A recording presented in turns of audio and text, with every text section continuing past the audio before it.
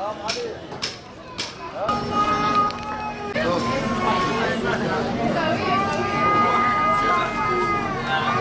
الرمل اللي تعمل اللشمانية، واللي عموما المنتشر اسمه حبة السنة عندنا هون. هاي الذبابة عندنا منتشرة بشيء لا يتوقع، يعني هلا عندنا تقريبا وصلنا ل 200 حالة خلال 15 يوم أو 10 يوم. ويعني هلا الذبابة هاي أكثر شيء يعني بهالفترة هاي منتشرة من المستنقعات الخابور حصريا. يعني الخابور ما ضل فيه مية وهي تجي على المستنقعات، لما ما يكون في مية وينحسر المية بكميات قليلة هي تنتشر يعني. والمناطق الأغلبية اللي على حفاف الخابور هي اللي منتشر فيها هالحبة.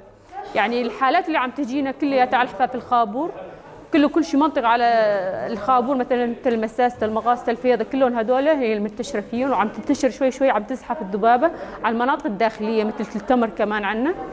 ويعني عندنا شيء لا يتوقع.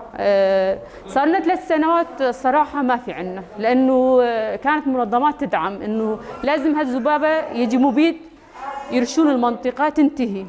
أتذكر من 3 سنوات ولهلا كان عندنا 3 4 5 حالات، إن كتروا 15 حالة، بس السنة هاي ما في منظمات تدعم هالشيء.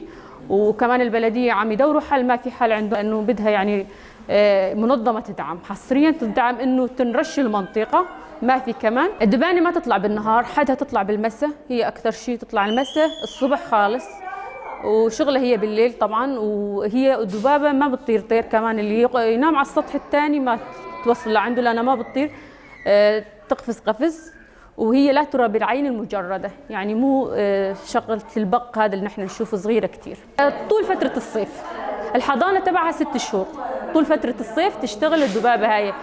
نبلش بتضل تحت الجلد، يبين الظهور بعد شهر تقريبا، الحبة ما حد يحس فيها، هي تعمل بيوت تحت الجلد، ما بتبين بعد شهر، تطلع من دون حكة أو وجع أو شيء خالص، تظهر هالحبيبات، يعني واحد ما يحس فيها، حتى المريض ما يحس فيها إلا باللون وبالتوسع تبعها، يحس بالتوسع. نعمل تحاليل نحن طبعا أو سريري حصريا، نعمل تحاليل لانه في منه متشابه، بس الاغلبيه يعني هي نفسها نحن نعرفها سريا كمان ونلقحها على نفس المنوال. طبعا الابر هاي مو متواجده اللي عم تجينا، زاد متحصره بالهلال الاحمر، يعني لا تنباع بصيدليات ولا عند عيادات دكاتره ولا شيء.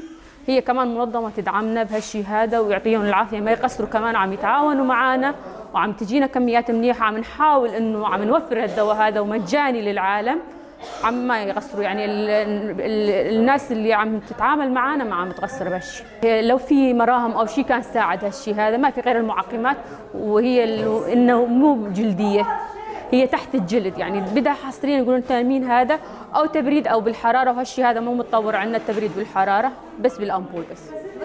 عندها انتكاسات مبلى، نحن نضربها 8 مرات بالاسبوع، مرتين. بعد ما المريض نضربه 8 مرات خليه يستريح 15 يوم. هي خبيثه، احيانا لما ما تموت ترجع من نفس الحبه من طرف ثاني. هي لقاحه كيفيه بالسرنج صغير على نفس الحبة الموضعي أو عضلي. هذا العضلي طبعا نضربه إذا كان عنده أكثر من 10 حبات الشخص. إذا كان عندنا متوفر أو كان طفل، العضلي حصريا نضربه مشان يحاول إنه ما نعمل له مشاكل. وهي حصريا على نفس الحبة نضربها متحاوطة، ونعطيه استراحة 15 يوم بعد 8 جرع. إذا ظهروا نرجع من جدة من مرة ثانية، ما ظهروا نوقف العلاج، خلاص شاف كله عموم، ما في سن معين، لا طفل لا كبير لا صغير. هي ما عندها مشكلة بالعمر، تجي على هي بحالة واحدة كمان ما بتعدي. مثلا أنا هلا بضرب، تفوت الإبرة بإيدي، يجي الدم على وشي، يجي الدواء على وشي، ما بتعدي.